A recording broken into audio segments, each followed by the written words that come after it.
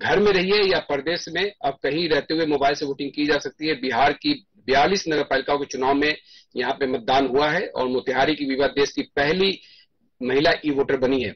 तो इस पहलू को समझेंगे, क्योंकि इलेक्ट्रॉनिक डिवाइस के जरिए वोटिंग और इसको लेकर पूरे विश्व में कई जगह सवाल उठते भी नजर आए। ईवीएम पर तो सवाल पहले उठते ही थे, लेकिन क्या ये जो ऐप के जरिए जो वोटिंग हुआ है इसको लेकर पार्टियां क्या मत रखती है, इसको समझने की कोशिश करेंगे। हमारे साथ में पूरा एक पैनल मौजूद है। मैं परिचय करा दूं, बीजेपी से कृष्णा सिंह जी हमारे साथ में, सोनाली आनंद जी जन स्वराज पार्टी से मौजूद है, अभी तक पुष्पराज जी कांग्रेस से मौजूद है, साथ ही शशि यादव हमारे ब्यूरो मौजूद है।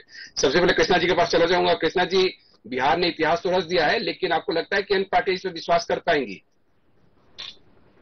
देखिए, अन्य पार्टियों का क्या है कि विपक्ष तो विपक्ष अपनी भूमिका निभाएगा।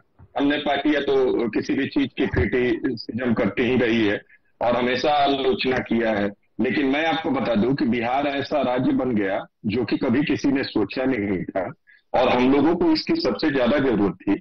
हम लोगों के यहाँ से प्रवासी बिहारी बहुत ज्यादा हैं, देश विदेश में फैले हुए हैं। हम लोगों की वोटिंग इफेक्टिव होती थी। हम लोगों को 30%, 40% वोट होते होते 4-5 बज जाते थे। तो इसका असर पड़ेगा, और कोई कितना भी इसकी आलोचना कर ले, इससे कोई फर्क नहीं पड़ता है। बिहार आगे बढ़ेगा, भारत आगे बढ़ेगा। डबल डेकर इंजन की सरकार है, हमेशा आगे बढ़ेगी। चलिए, बीजेपी ऐसे भी नवाचार में विश्वास करती है। अभी हाल ही में आपकी पार्टी ने हरियाणा में जो वहां पे प्रवासी मजदूर रहते हैं बिहार के, उनके लिए विशेष कैंपेन भी चालू किया। तो आपको क्या लगता है कि बीजेपी जो स्टेप उठा रही है कि राज्य के बाहर जो रह रहे हैं प्रवासी, चाहे वो किसी भी राज्य को, वोटिंग के समय वो अपने राज्य में जा सके या दूर रह के वोट कर पाए, एक नया परिवर्तन लोकतंत्र में इसे माना जा सकता है? बिल्कुल, और मैं यही मानता हूं कि आज जो भाजपा कर रही है, ये 60 सालों में नहीं हुआ, तभी हम लोग कर रहे हैं। और आज नीतीश कुमार और भाजपा की संयुक्त जो सरकार है, ये सबसे बड़ा जीता जागता प्रमाण है कि हमारे यहाँ जो बाहर रह रहे हैं, हम लोग उनकी भी चिंता कर रहे हैं कि वो अपने किसी अधिकार से वंचित ना हो जाए और वो कहीं शोषित ना हो। इसके लिए देश में काम हो रहा है, और बिहार में जहां जहां लोग बैठे हुए हैं, वो आज भी अपने अधिकार और मताधिकार का प्रयोग कर पाए। चलिए, अभी पुष्पराज जी, आपकी पार्टी तो ऐसे ईवीएम पे विश्वास नहीं करती है, लेकिन जो बिहार में हुआ है उसको लेकर आपकी प्रतिक्रिया क्या रहेगी? सर, हम तो संविधान पे बिलीव करने वाले लोग हैं। भाजपा की तरह हम बाकी लोग संविधान में विश्वास नहीं रखते? बिल्कुल, बीजेपी तो नहीं रखती है। चाल चरित्र और चेहरा इनका सामने आ जाता है। ये धर्म और गाय और गोबर से आगे नहीं बढ़ पाती है। अब मुद्दा पर हम आते हैं, और यहाँ ई वोटिंग की बात हो रही है। सर, आप बताइए, जिस राज्य में इतनी गरीबी है, इतनी अशिक्षा है, वहां क्या ये ई वोटिंग सफल हो पाएगी? इसके लिए क्या बीजेपी या अन्य संस्थान जिसने ये वोटिंग शुरू की है, क्या उसके लिए उन्होंने मॉक ड्रिल तैयार किया है या रूपरेखा तैयार किया है, या एक बिहार के गरीब लोगों का, गुरबे लोगों का, अशिक्षित लोगों का पर मजाक बनाने का एक काम किया गया है? ई वोटिंग जो है, ये बिल्कुल ही गलत और गलत निर्णय लिया गया है। दूसरी बात, ये कह रहे थे हमारे बड़े भाई कृष्णा सिंह जी, जो बीजेपी के हमारे प्रवक्ता हैं, मैं उनसे ये कहना चाहता हूं कि इतनी अगर चिंता प्रवासी बिहारियों का होता तो आप यहाँ फैक्ट्री खोलते, कॉलेजेस खोलते, स्कूल खोलते और अन्य प्रकार की सुख सुविधा यहाँ पर मुहैया कराते, ताकि बिहार की जनता जो बाहर है उनको अच्छा सा यहाँ पर मौका मिल पाता, वो उनकी आर्थिक स्थिति और आय उनकी बढ़ जाती। पर ये जो है बीजेपी का एजेंडा रहा है सर, कि ये जो है मेन मुद्दा से हमेशा से विचलित करने का है। इनका चाल चरित्र और चेहरा पूरा देश समझ चुका है, और ई वोटिंग जो है ये एक मजाकिया रूप में बिहार के साथ किया गया है। गरीब गुरबा जिसके पास मोबाइल नहीं है सर, वो कैसे वोटिंग कर सकता है? लेकिन अभी ये बताइए, 50,000 लोगों ने रजिस्ट्रेशन कराया है, ऐसा तो नहीं है कि दबाव बनाया गया? इसमें तो पहले से प्रक्रिया अपनाई गई। 50,000 रजिस्ट्रेशन है, उसके बाद में ये पूरा प्रक्रिया को अपनाया गया है। तो चलिए, मैं आपके पास आऊंगा पुष्पराज जी। मैंने सर मैं एक बात कहना चाहता हूँ। 13 करोड़ जनसंख्या, बिहार की लगभग 13 करोड़ जनसंख्या में 50,000 मैं समझता हूँ कि एक तिनका के बराबर है सर। बाहर रह रहे लोगों के लिए देखिए, होता क्या है कि लोकतंत्र में वोटिंग प्रतिशत कितना अच्छा हो, इस पर फोकस करता है पूरा जो चुनाव आयोग है और निर्वाचन से संबंधित जितने भी। जी सर मैं मानता हूं कि बिहार में जो लोग हैं, अगर उनकी भागीदारी अच्छी हो कि किस पार्टी की सरकार बने, क्या योजना बने, क्या क्रियाकलाप हो यहाँ पे, वो तय करेंगे। जो प्रवासी बिहारी लोग हैं वो यहाँ की स्थिति से अवगत नहीं है, वो सोशल मीडिया के माध्यम से या न्यूज़पेपर के माध्यम से अवगत है, पर धरातल पे क्या है। अब सोशल मीडिया का जमाना है, सब जानते हैं कहाँ पे क्या हो रहा है। ऐसी बात नहीं है कि पूरे विश्व की जानकारी आज एक मोबाइल पे है और जिसको जो जानकारी लेनी है वो ले लेते हैं। चलिए मैं सोनाली जी के पास आना चाहूंगा। सोनाली जी, पलायन को लेकर तो प्रशांत किशोर लगातार बड़े स्तर पे कैंपेन कर रहे हैं और चूंकि जो बाहर रह रहे हैं उनके लिए तो ये रामबाण है, लेकिन जन स्वराज पार्टी क्या मानती है? सोनाली जी। आवाज आ रही है? जी आवाज आ रही है, काफी धीमी आवाज आ रही है आपकी। सबसे पहले तो मैं सभी बिहार वासियों को, मैं तो सबसे पहले आप ईयरफोन निकाल ही दीजिए, ईयरफोन की वजह से डिस्टर्बेंस ज्यादा है, आवाज प्रॉपर आएगी जी।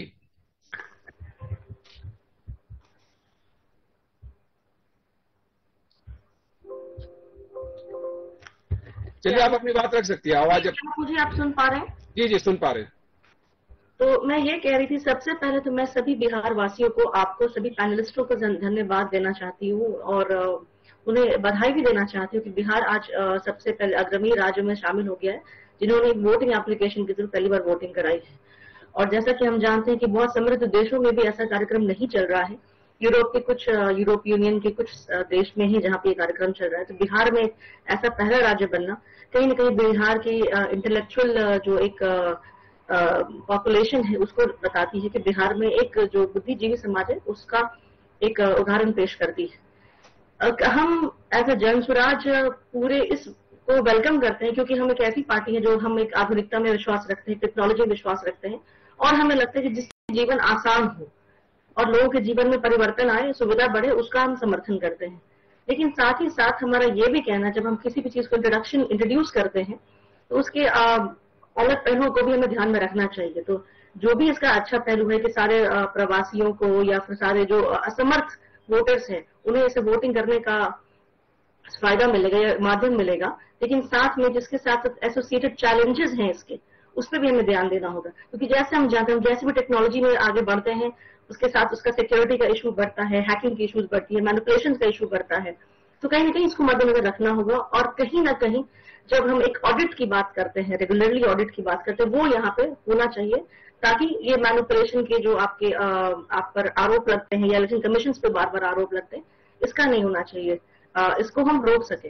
दूसरी बात, ये अच्छा तो बहुत कदम है, लेकिन जब हम ये इलेक्ट्रॉनिक वोटिंग या फिर ऐप की वोटिंग की बात करते हैं तो कहीं ना कहीं वहां पे एक डिजिटल जो इंटरनेट का बहुत बड़ा रोल होता है और हम आज भी दो ये अर्बन वोटिंग का एक सेगमेंट है, बट स्टिल अगर हम ये देखें तो बिहार में अभी भी डिजिटल डिवाइड बहुत ही प्रोमिनेंट है। अगर आप डिजिटल डिवाइड की बात करें तो अर्बन एरियाज में अभी भी 40% ही तक लोगों के पास इंटरनेट है, कनेक्टिविटी है। तो कहीं ना कहीं एक बैकग्राउंड वर्क मिसिंग है यहाँ पे। हम इलेक्ट्रिसिटी भी 100% नहीं दे पा रहे हैं, इंटरनेट भी 100% नहीं दे पा रहे हैं और उस वक्त हम ये इंट्रोड्यूस करते हैं तो कहीं ना कहीं ये एक गैप हम क्रिएट कर रहे हैं। दूसरी चीज ये है कि ये अच्छा कदम इसलिए भी है क्योंकि हम एक पायलट कर रहे हैं। इफ इन फ्यूचर अगर हमें इसकी फिजिबिलिटी, हम उसको असेसमेंट यहाँ पे कर सकते हैं क्योंकि ये सवाल बार बार उठ रहा है कि हो सकता है कि विधानसभा में इसको पायलट किया जाए या ना भी किया जाए, बट कहीं ना कहीं इसका असेसमेंट हो जाएगा। तो दूसरी चीज ये है कि हम एक प्रिपरेशन में है, देख रहे हैं, बट मेरा सवाल वही है कि हर पहलू के साथ प्रोज एंड कॉन्स भी होते हैं। हमने प्रोज पे बात की है, साथ में हमें कॉन्स पे भी बात करनी चाहिए और उसका असेसमेंट करना चाहिए, ज्यादा क्रिटिकल होकर सोचना चाहिए। वर्ल्ड वाइड अगर देखा जाए, देखिए आज हम भी जो टेक्नोलॉजी है उसके जरिए ही आपस में बातचीत कर पा रहे हैं, सब अलग अलग बैकग्राउंड में अलग अलग जगहों पे बैठे हुए हैं और आज ये बातचीत संभव हो पाई है। एआई और चैट जीपीटी का जमाना है, आर्टिफिशियल इंटेलिजेंस पे बात हो रही है। ऐसे में शशि, बिहार ने जो एक पहल की है, ठीक है, उसके दूरगामी परिणाम क्या होंगे वो तो भविष्य के गर्भ में छुपा हुआ है, लेकिन आम जनमानस के बीच में एक चर्चा का विषय तो बना हुआ है कि इस तरह से भी कुछ हो सकता है। शशि, इसी तौर पे आपको मैं बता दूं कि राजधानी के जो लोग हैं उनका साफ तौर पे कहना है, जो बाहर जाके काम करते हैं उनमें काफी अच्छा ये माहौल है और जो गुड न्यूज है भारतीय जनता पार्टी की तरफ से, इलेक्शन कमीशन की तरफ से जो सामने खुलकर आया है, जिसमें कहा गया है लोगों के द्वारा कि ये नेक पहल है। हर बार हम लोग को ट्रेन का टिकट कराना पड़ता था, टिकट नहीं मिलता था इलेक्शन से पहले। अगर ये सुविधा चालू हो जाती है तो हम दिल्ली में बैठ के बिहार के लिए चुनाव कर सकते हैं। मगर इस पर इंडिया गठबंधन के जो लोग हैं, अगर कांग्रेस की बात करें, आरजेडी की बात करें, अभी सत्ता में नहीं है, नेता प्रतिपक्ष तेजस्वी यादव का इस पर बयान आया, उनका साफ तौर पर कहना है कि पहले जैसे बोगस वोटिंग को अगर इस पर रोका जा नहीं रह सकता है।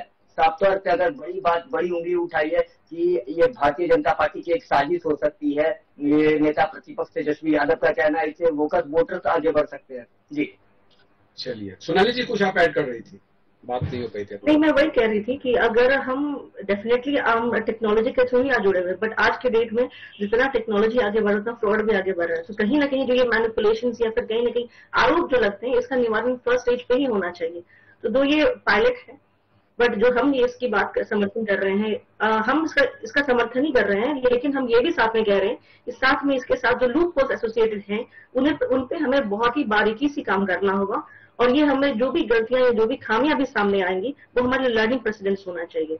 और अंत में ये बिहार जैसे आज एक ये न्यूज का हेडलाइन है जिस पर आज हम चर्चा कर रहे हैं, तो कहीं ना कहीं हम कहते हैं कि एग्जाम्पल सेट कर रहे हैं पूरे इंडिया के लिए और पूरे वर्ल्ड के लिए, जो कि बिहार एक इनोवेशन ही कह सकते हैं आप, जो कि बिहार अपने एक हम लोग भी बचपन में पढ़ा करते थे कि जो विज्ञान है अभिशाप भी हो सकता है, वरदान भी हो सकता है, आप उसका इस्तेमाल किस तरह से कर रहे हैं। आप देखिए, मोबाइल जब से हाथों में आया तो साइबर फ्रॉड भी बढ़े और किस तरह से ऑनलाइन व्हाट्सएप कॉलिंग के जरिए भी फ्रॉड हो रहे थे। फिर गवर्नमेंट ने कॉलिंग के जरिए लोगों को समझाया कि कोई जज कॉल करता है या कोई सीबीआई के अधिकारी बनकर कॉल करता है तो आप सतर्क रहिए। नाइजीरियन फ्रॉड भी, जो आपकी दाढ़ी कमाई साफ कर देते हैं। तो बहुत सारी स्थिति है, क्रॉस से क्रॉस उस पर जाया जाए तो एक लंबी बातचीत हो सकती है। लेकिन कृष्णा जी, आपने भी देखा जब मत पेटी या बैलेट पेपर से चुनाव होते थे, मत पेटियां भी बदल दी जाया करती थी, उस समय वो वैसी स्थिति, उसका भी चर्चा आम होता था। तो हर कालखंड में कुछ ना कुछ तो मुद्दे रहते ही हैं। कृष्णा जी। सर, ऐसा है कि पहले तो मैं सोनाली जी का बहुत बहुत धन्यवाद करूंगा, और उन्होंने चीजों को समझा और एक विपक्ष को समझना चाहिए, और जिन बातों की समझ है उन बातों पे कम से कम अड़ना नहीं चाहिए। ये समझदारी का विषय है। आपने मुझे कॉल किया है, मुझे ही लगा है, आप देख सकते हैं वीडियो कॉल पे मैं ही हूं। उसी तरह से जब ये सारी चीजें फिल्टर होके आएंगी, और जिस तरह से अभी हमारे बिहार की एक महिला ने वोट किया है, ये उन्होंने ही वोट किया है, इसका आधार डिजिटल चीजों से ही निकाला जाएगा। और जो चुनाव में भाग लेंगे और जो अधिकारी वहां मौजूद रहेंगे वो इसको पूर्ण रूप से वेरीफाई कर पाएंगे, पूर्ण रूप से जांच कर पाएंगे। और डिजिटल चीजों में आप भी जानते हैं कि बिना आधार कार्ड का ओटीपी आए, बिना चीजों को वेरीफाई किए आजकल अब कुछ नहीं हो रहा है। और जहां तक रह गया लूप होल और बुरी चीजें, वो तो कभी भी हो सकती है। क्या अमेरिका की चीजें हैक नहीं हो रही है? क्या गूगल हैक नहीं हो रहा है? तो चीजें, बड़ी बड़ी चीजें हैक हो रही हैं, लेकिन हमारे तरफ से ये पहल की गई है। हमारे राज्य के तरफ से पहली महिला ऐसी व्यक्ति बनी है जिन्होंने इलेक्ट्रॉनिक वोट किया, और इसको अपने माध्यम से आप लोगों तक मैं बोलना चाहूंगा कि बहुत उत्साह का विषय है, और सारे पार्टियों का इसका अभिनंदन करना चाहिए। क्रिटिसाइज होते रहेगा, हम और आप करते रहेंगे। जहां रह गए पुष्पराज जी, तो अब ये क्या बोलेंगे? ये तो अभी 25 तारीख बीता है और ये लोग तो इमरजेंसी में रेडियो तक कर बैन कर दिए थे, तो ये लोग क्या बोलेंगे? ये लोग तो वैलेट चोर यही लोग थे। इन्हीं लोगों के शासनकाल में वैलेट बॉक्स लूटा जाता था, इन्हीं लोग के शासनकाल में सब कुछ हुआ है। तो ये लोग अब क्या बोलेंगे डिजिटल चीजों पे? ये क्या बोलेंगे? नेशनल हेराल्ड पे आके बात करें, कागज पत्र लेके आए साधना न्यूज के दफ्तर में, एक डिबेट कर लिया जाए। आप अगर जो कंप्यूटर चला रहे हैं वो हमारा राजीव गांधी जी का देन है, जो आप कंप्यूटर आजकल और इंटरनेट चला रहे हैं। मैंने नहीं बोला था, इनका चाल चरित्र सामने आ गया। आपको मैंने नहीं टोका है, और आप जो कंप्यूटर चला रहे हैं किसने दिया? तो आप ईवीएम भी तो आप ही लेके आए थे, फिर क्यों विरोध करते हैं उसका? क्यों? जब आपने कंप्यूटर लाया है तो इसका विरोध क्यों कर रहे हैं? सोनाली जी प्रवक्ता नहीं है, सोनाली जी की पार्टी की आइडियोलॉजी नहीं है, हर पार्टी की आइडियोलॉजी है, लेकिन बिहार तरक्की कर रहा है और देश की पहली महिला, उसको पहले बधाई दे लीजिए ना। आप लोग पहले उसको बधाई दे लीजिए कि वो कितनी अच्छे कार्यों में संलिप्त हुई। वो बधाई तो आप दे नहीं रहे, क्रिटिसाइज कर रहे हैं। पुष्पराज जी, आप छोटे भाई हैं, आप कहते हैं कि बिहार बदहाल हो गया है। आपका गांव अगर आरा साइड पड़ता होगा, तो जाके देखिए बिहटा में कितने बड़े बड़े उद्यान लग रहे हैं, बड़े बड़े इंडस्ट्री भी है। ऐसे बिहार बैंक में चला गया, कुछ हो नहीं रहा, सब कुछ हो रहा है, देखने के लिए नजर है। बिहटा आने के लिए जो आप रेल लाइन का प्रयोग करें वो कांग्रेस का बनाया हुआ है। खैर हम मुद्दा पे आते हैं सर। सबसे पहली बात तो जो ई वोटिंग की है, इसमें भाजपा क्यों श्रेय लेने के लिए तैयार है? भाजपा क्या कोई संस्थान है क्या? वोटिंग करने का माध्यम का एक संस्थान है क्या? क्या इलेक्शन कमीशन ने सारा काम बीजेपी को सौंप दिया है क्या, जो इस तरह से पूरी क्रेडिट लेने के लिए बैठे हुए हैं? दूसरी और सबसे अहम बात, रेलवे प्लेटफॉर्म का आप काहे ले रहे हैं? आप अभी कैसे कर दिए कि ट्रेन का जो पटरी बिछाया गया बिहटा वाला, वो आप ही लोग बिछाए, तो उसका क्रेडिट आप काहे ले रहे हैं? वो भी तो भारत सरकार के रेलवे विभाग का काम था। ये चीजें नहीं होती है पुष्पराज जी, ये चीजें नहीं होती है पुष्पराज जी। आप अगर चीजों को समझिए तो जिस सरकार में जो कार्य हुआ है उसके बारे में सरकार बोलेगी ही। अगर आपको बुरा लग रहा है तो आप अपने सरकार वाला समय काल का काम किया हुआ मत बोलिए। नहीं सर, जो आपका जन्म भी आई थिंक और हमारा भी कांग्रेस सरकार के ही रीजन में हुआ, और हमारा पठन पाठन और आपका भी सर, और आपके हमारे बीच जो भी समाज में नौकरियां किए या कोई भी पेशा किया तो कांग्रेस का ही देन था, उस तरह का माहौल था। खैर हम मुद्दा पे आते हैं सर, कि आपने कहा ई वोटिंग के माध्यम से, तो हमारे राजद की जो विपक्ष के नेता, राजद के नेता हैं और सदन के विपक्ष के नेता तेजस्वी यादव ने बिल्कुल कहा कि ये ई वोटिंग जो है वोकस वोटिंग की जननी बनेगी। आप देख लीजिएगा सर, विगत वर्षों में ये वोट ऑफ जो परसेंटेज है उसमें ज्यादा इजाफा नहीं होगा, हो सकता है इजाफा हो, और उसमें जो है बीजेपी का हमेशा से रहा है बैकडोर से जो है ना जीतने की आदत रही है। अगर हार भी जाए तो उनका खरीद फिकोर इनके ऐसा मानस पटल हमेशा बना रहता है कि किसी तरह भी जोड़ तोड़ के सरकार बनाना है।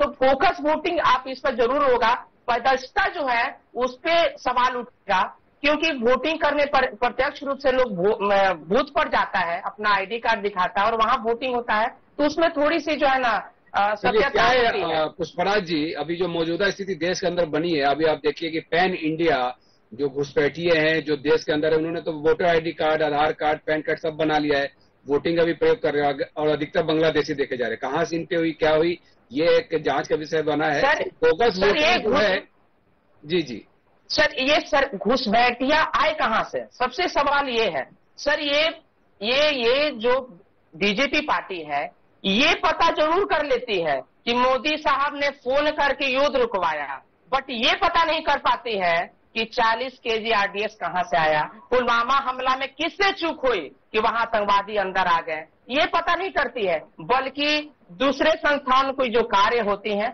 वो अपने ऊपर छाप लेती हैं।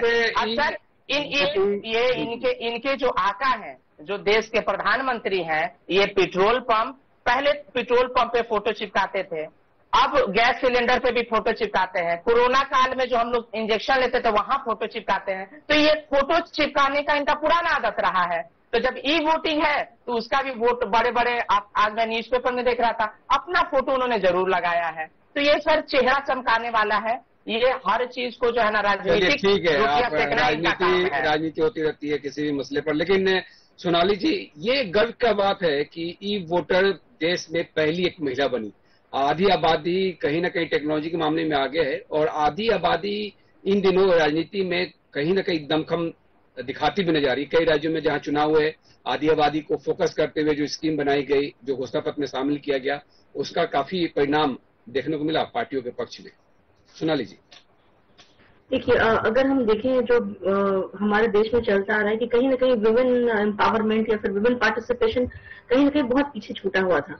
तो आज इन दशकों में या फिर इन सालों में हम ये देख रहे हैं कि वुमेन पार्टिसिपेशन एटलीस्ट बढ़ा है, और कहीं ना कहीं वुमेन पार्टिसिपेशन बढ़ा है। उसका एक उदाहरण यही है कि जो अभी पहली वोटर महिला का आप जिक्र कर रहे हैं, लेकिन कहीं ना कहीं ये एंड पॉइंट नहीं है, हमें इससे और आगे बढ़ना है, क्योंकि अभी अभी बहुत समस्याएं हैं जो कि जिसे सॉल्व करना बाकी है, अभी बहुत लंबा सफर जिसे तय करना बाकी है। अभी भी लिटरेसी रेट अगर हम बात करें तो महिलाओं का लिटरेसी रेट अभी बिहार में बहुत पीछे है। तो कहीं ना कहीं हमारा ये कहना है कि जो सरकारें या सरकार है जो अभी बहुत, पहले तो सोनाली जी को मैं रोकना चाहता हूँ, हमारी बड़ी बहन है सोनाली जी, मैं उनको रोकना चाहता हूँ। आपने कहा कि महिलाओं का जो है ना पहले से सम्मान बढ़ा है, तो माफ कीजिएगा, बछेंद्री पाल को आप भूल गई है ना, सुनीता विलियम्स को भूल गई, इंदिरा गांधी को भूल गई, और पहले से ज्यादा जो है ना बीजेपी सरकार में महिलाओं का ई वोटिंग के माध्यम से जिन्होंने पहली महिला की, उनको तो मैं धन्यवाद देना चाहता हूँ। ये बड़ी गौरव की बात है हमारे लिए भी और हमारे एज ए बिहारी के रूप में। बट आपने ये महिला की जो बात की कि अभी ज्यादा सम्मान मिल रहा है, ये आपका गलत है। आप देख रहे हैं जो हमारी जीती हुई महिलाएं थी, स्वर्ण पदक जीती, जो विश्व में सबका डंका बजा, उनको उनका इस तरह से बेइज्जत किया गया, और उनका अभी वजूद में उनका बेटा सांसद बना हुआ है। ये बिहार के ओलंपिक संघ का जो अध्यक्ष है, उसका बेटा भी सांसद भवन में बैठता है, और आप बात कर रही हैं कि महिलाओं का इज्जत पड़ा है बीजेपी में सबसे ज्यादा महिला उत्पीड़न हुआ है। मैंने ये कहा कि समाज